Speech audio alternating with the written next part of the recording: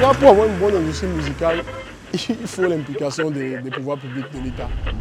Il faut donc qu'on puisse sécuriser l'environnement, financer des projets, trouver de l'argent, accompagner les acteurs et les utiliser comme des partenaires dans le soft power camerounais. Pour devenir compétitif à l'international, il faut investir. Pour investir, il faut de l'argent. On a des gros artistes au Cameroun qui priment. C'est-à-dire qui ont réussi à se positionner à un certain niveau, à une certaine échelle, qui ont eu des rentrées d'argent par exemple, mais qui les ont mal gérées. Ça, c'est un réel problème. Faire de la musique, c'est un job. Quand tu veux devenir médecin, c'est pas simplement parce que tu aimes la médecine, quoi. Que tu apprends les codes de la médecine. Tu veux devenir musicien, tu veux devenir chanteur, tu veux devenir artiste tout court. Apprends les codes. La musique, ce n'est pas simplement entrer dans un studio, sortir une chanson. On a la chance, elle brille. C'est la pire des façons de commencer une carrière, quoi.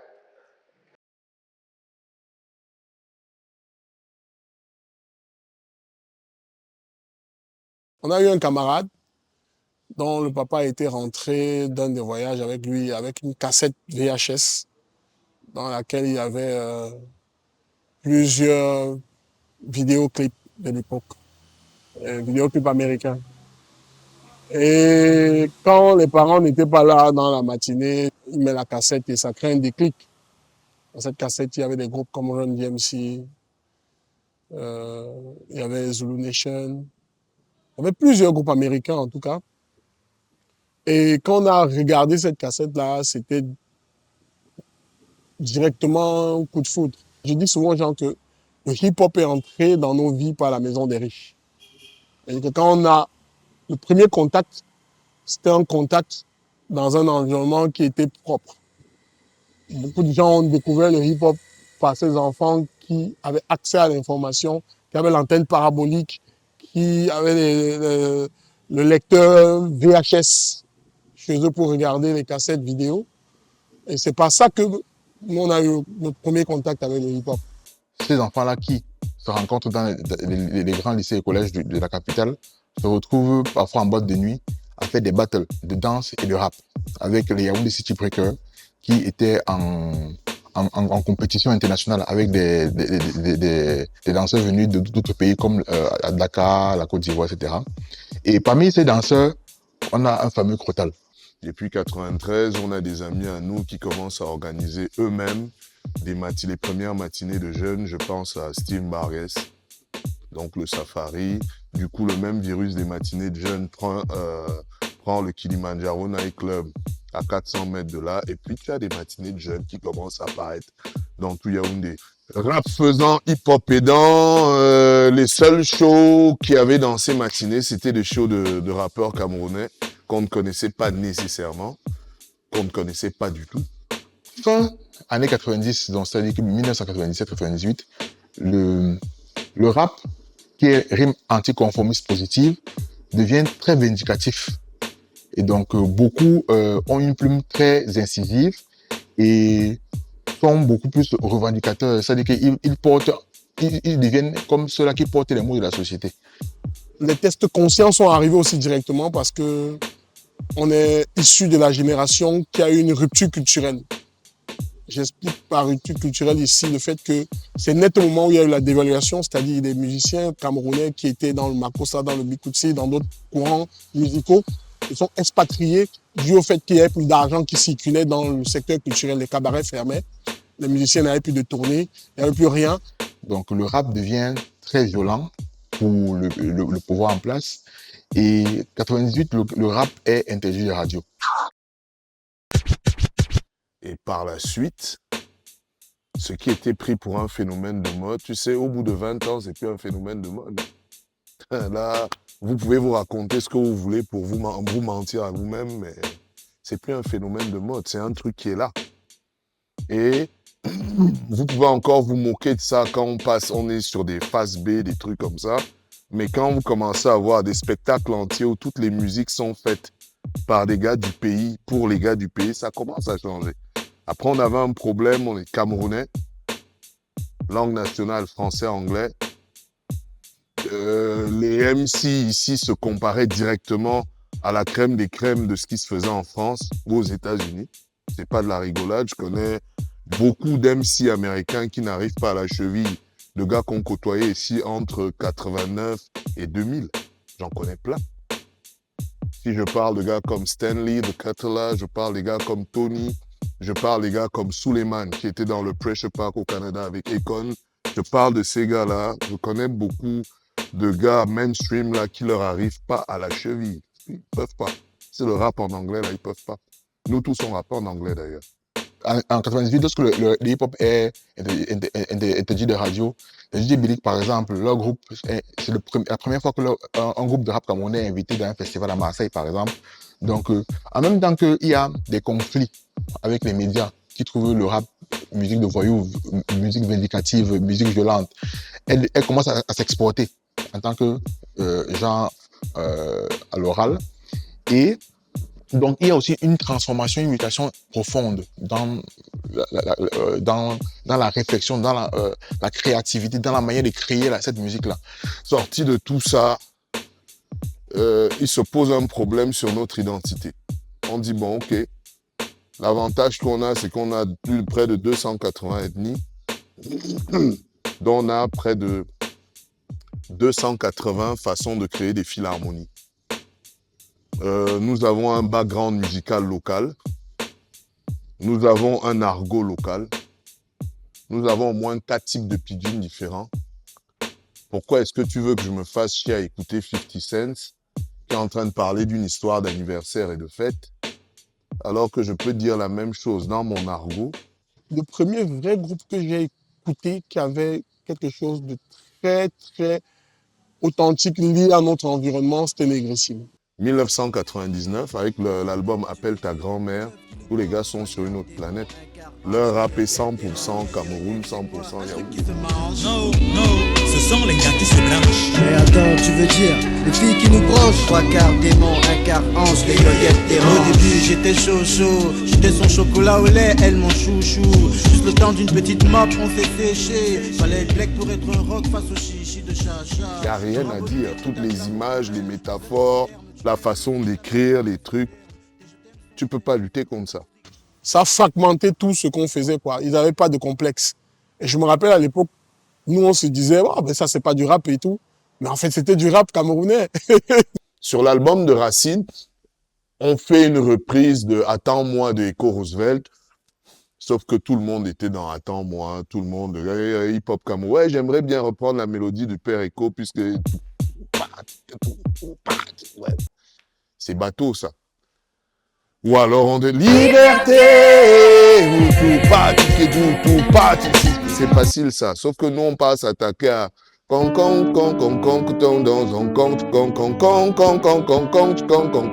Ça, Toto Guillaume, c'est imparable, sauf qu'on adapte ça comment? Donc, Toto lui fait ndolo, ndolo, ndolo, banana, et nous on fait allô, allô, mon frère, Yaoundé, les cellulaires se dégainent comme au Far West, hey, hey. Allô, allô, mon frère, les portables se dégainent comme Et ça prend tout le pays, toute génération confondue, et on se rend compte que, ben écoute, on a la coloration camerounaise. Je crois qu'il faut quand même lui reconnaître ça. Krotal, c'est un des premiers vrais architectes de la structure musicale de notre hip-hop. Parce que lui, au-delà de tout ce qui se faisait avant, parce qu'il y a eu beaucoup de personnes qui ont produit de la musique à connotation très locale avant. Je pense à Blick Joe et à tous ces gars-là qui ont produit des sons à sensibilité très locale. Mais Krotal, lui, il a structuré ça et il a eu la chance aussi à l'époque de tomber sur un groupe Accent Grave et ils ont créé quelque chose qui avait une couleur et qui avait une couleur très locale et une âme locale aussi.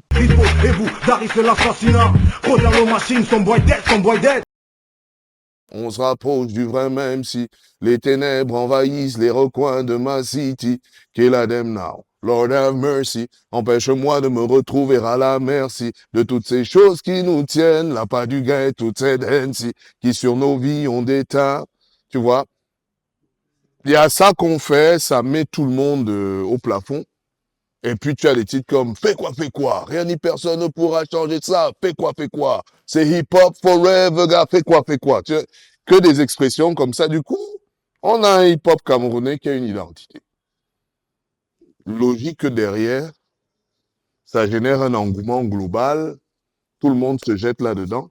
C'est là que naît de nouvelles grosses stars, hein, comme au-delà d'Accent Grave et de Crotal sous le label Mapan Records,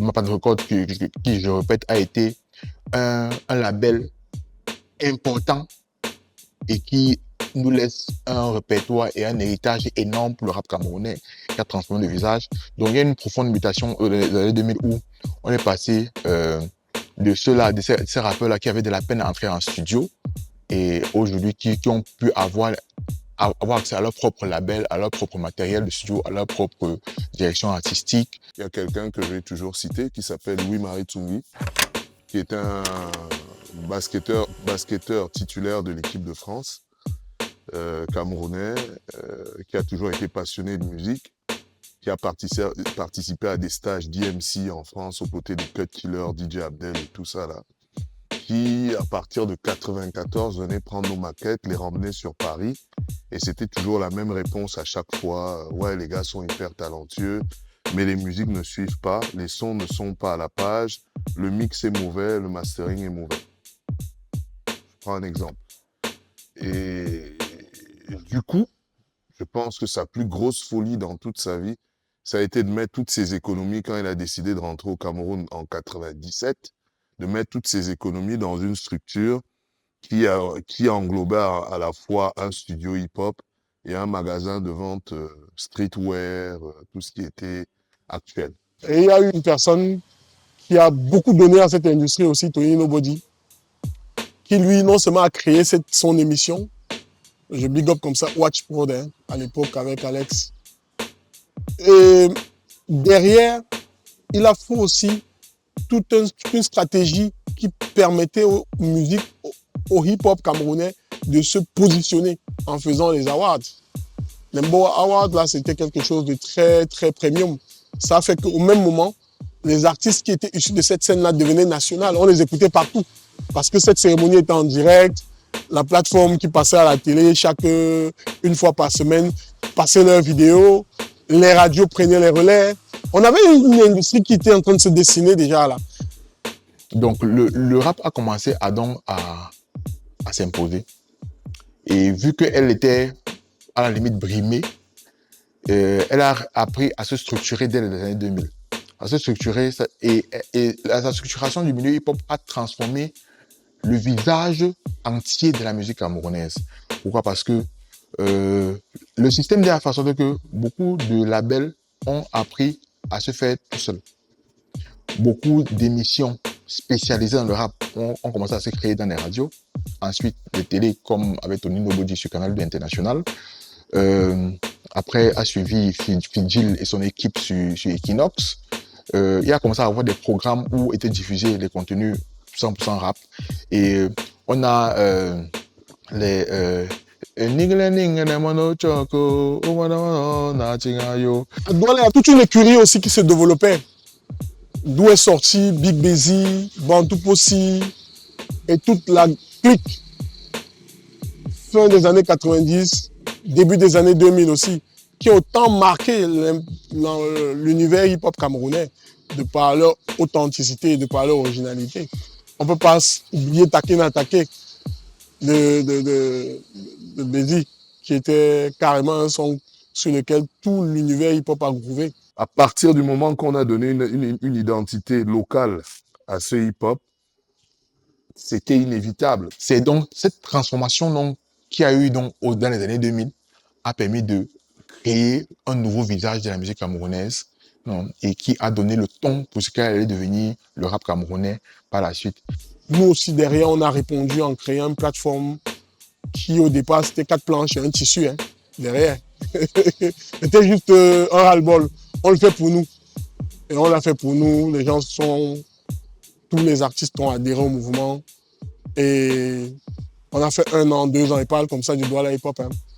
L'événement qui fédère réellement, c'est la première nuit du rap, je crois en 1998, où là, quand même, on n'a pas d'album qui tourne en radio, on n'a pas de clip qui passe à la télé, mais on vous met 5000 personnes à African Logic qui payent une entrée pour des gars, en fait, qui techniquement n'existent pas.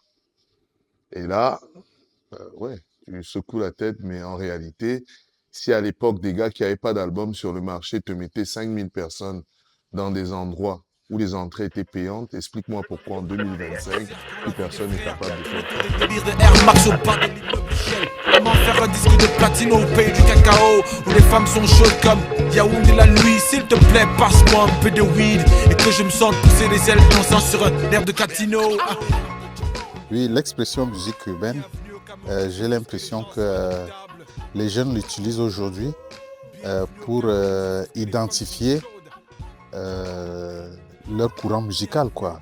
Tu vois, qui est un peu quelque chose, qui est une musique assez hybride, qui repose essentiellement sur la musique assistée par ordinateur et qui a été largement promue avec l'arrivée de Trace TV. Mais ce qu'ils doivent savoir, c'est que quand le Bikutsi part du balafon pour la guitare, on le considère déjà comme une musique urbaine.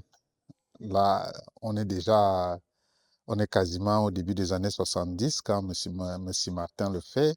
Après, il y a eu beaucoup de travaux sur les musiques urbaines africaines à la fin des années 90. Qu'est-ce qu'on mettait dedans? On mettait le makossa, on mettait le bikutsi, on mettait le mangambe, tu vois, c'était les courants. Toute la génération Koffi Olomide, Zao, Echo Roosevelt et Kambi Bryant, et voire jusqu'à Petit Pays, leur reconnaissance internationale vient parce que il y a un média africain qui est puissant à cette époque, qu'on appelle Africa numéro 1. Tu vois? Et une fois que Africa numéro 1 te mettait en top playlist, c'était sûr que ton projet. Et maintenant, il revient à chacun de s'approprier cette dynamique, de la capitaliser pour le développement de sa carrière. Pour ce qui est des nouvelles musiques urbaines, c'est qu'il y a la rencontre, il y a plusieurs rencontres heureuses, comme je dis. Il y a Trace TV. Parce que ça, ils avaient toujours leur truc qu'ils appelaient Urban, machin et tout. Et après, il y a Trace Africa. Le challenge de la plupart des artistes de cette génération s'est passé à Trace Africa parce que Trace Africa était un peu comme... La playlist de Trace Africa était le baromètre en Afrique francophone de la musique. Il faut savoir que 2010 aussi, c'est le prime des câbleurs opérateurs dans nos quartiers, qui font en sorte que beaucoup de câbleurs dans les grandes métropoles camerounaises comme Yaoundé, Douala, Beto, Garoua se sont mis à créer leur propre chaîne et intégrer dans les bouquets et diffuser du contenu local. Donc ça exposait un peu plus les artistes. Les télévisions ont commencé à être un peu plus souples, un peu plus ouvertes. On a eu à la FM 105, par exemple, Tambour, qui était présenté par Serge Poutre. Après, toujours dans cette même chaîne de radio, ici à Douala, on avait Nabil Forwil, qui était en featuring avec Eric Christiania, qui présentait une émission. Je crois que l'émission, c'était Groove à l'époque.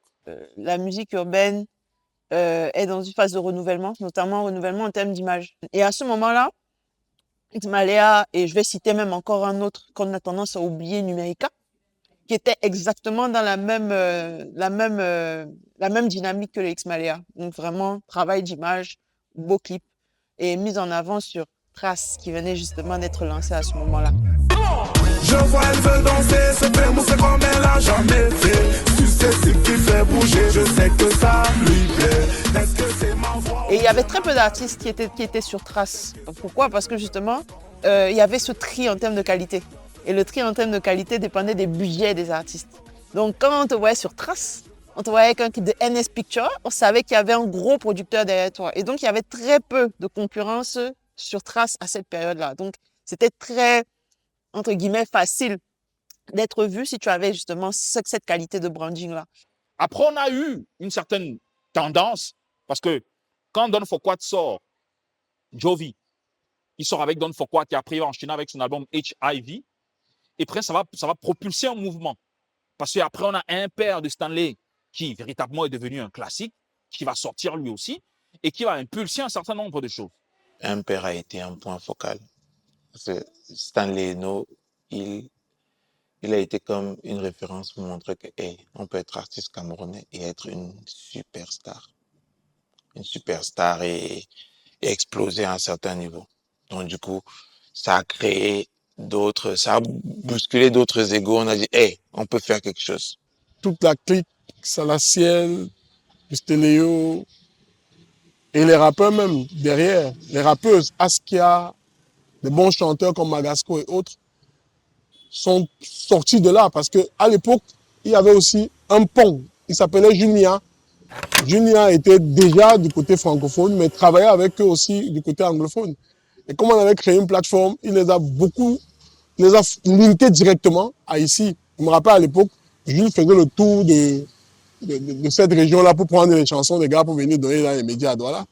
Je ne sais pas si les gars savent même ça. Et du côté même de Yaoundé, il y a des gars comme Serge Rodi Keyebe qui, la première fois que j'écoute un artiste comme Alok, c'est Serge qui me fait découvrir ça. Parce qu'il prenait ça, il mettait ça sur les clés et il distribuait ça dans les snack bars pour que les DJ jouent. C'est des actions que j'ai vues se faire devant moi. J'ai souvent une anecdote quand je parle de Loco. En août 2017, je suis en Côte d'Ivoire. Il est programmé pour un spectacle. Et le spectacle, enfin, c'était un festival où sur la même date, tu avais Trésor Mvula de Congo-Brazza, tu avais un artiste, un rappeur de Côte d'Ivoire, j'ai oublié son nom. Tu avais Runtown du Nigeria et tu avais Loco. Et une heure avant, je pars faire je check pour savoir c'est quoi l'ordre de passage, à quelle heure on passe. Je vois le rappeur ivoirien, je vois Trésor Mvula, je vois Runtown, je vois Loco. Moi, je bug, je dis, il n'y a pas un problème là, il y a une erreur. Il me dit pourquoi? Je dis, comment ça, Loco passe après Runtown? Il me dit, parce que c'est l'artiste le plus attendu aujourd'hui. Je me dis, comment ça? Il dit, Runtown, il a fait Mad Over You, il a fait un autre son juste après. Lui, c'est bien, mais tout le catalogue de Loco est consommé ici, mais vraiment, je vous rassure ça.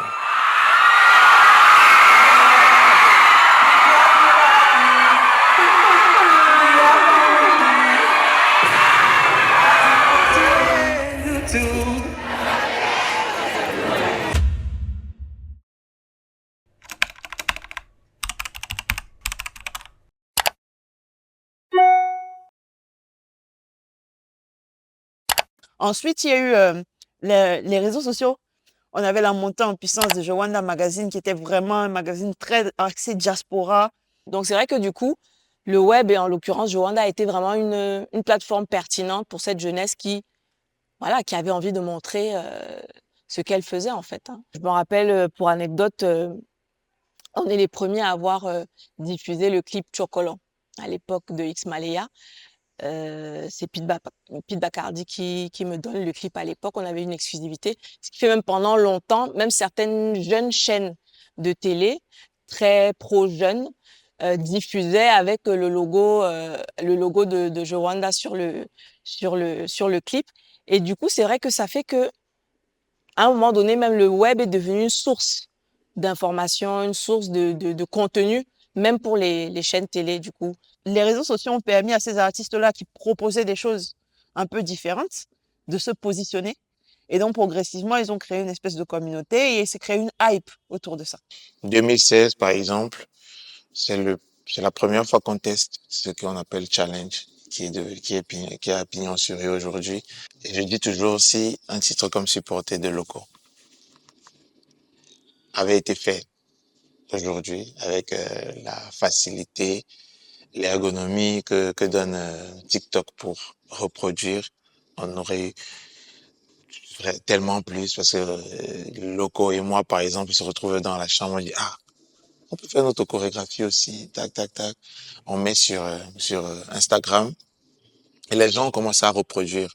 Le digital a permis en fait de leur montrer aussi ce qui se faisait ailleurs et de pouvoir aussi inspirer qu'ok, voilà, semble-t-il les canons qui passent en fait. Et même nous à l'époque, on conseillait pas mal aussi, comment dire, ah non, il faut peut-être revoir l'affiche. On donnait des conseils aussi sur pas mal de choses qui concernaient le visuel.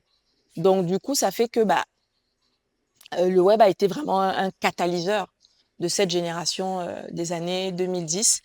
Et je pense que ça a aussi motivé toute une génération à se lancer parce que ça rendait... le monde devenait tout à coup accessible, c'est-à-dire en termes d'audience, en termes de public, parce que Internet n'a pas de frontières.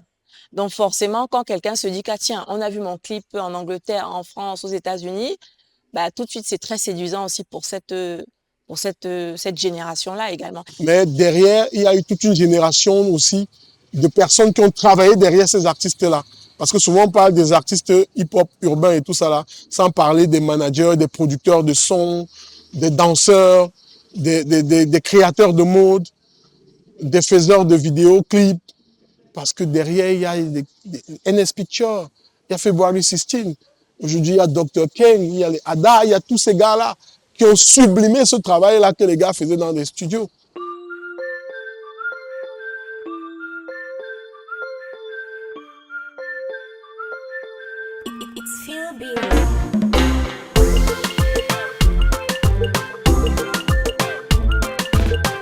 Regarde maintenant, il est fini comme les funérailles. On est dans un moment où on crée juste pour notre génération. Mais comment organiser la création pour que notre génération en bénéficie avant l'année prochaine? C'est là où on en est, quoi. On est au niveau, chacun essaye de faire le maximum pour que ça soit bien. Chacun essaye de proposer la bonne production possible. On est aussi en recherche de notre authenticité parce qu'ayant fait le hip-hop à l'américaine, proposer un zeste à la camerounaise, avoir une fusion avec les musiques d'influence qui sont arrivées, comme le coupé décalé, l'afro-pop et autres. Aujourd'hui, on tarde encore à trouver le nous dans ça. Et le nous dans ça, là, on espère que ça va arriver très bientôt, quoi.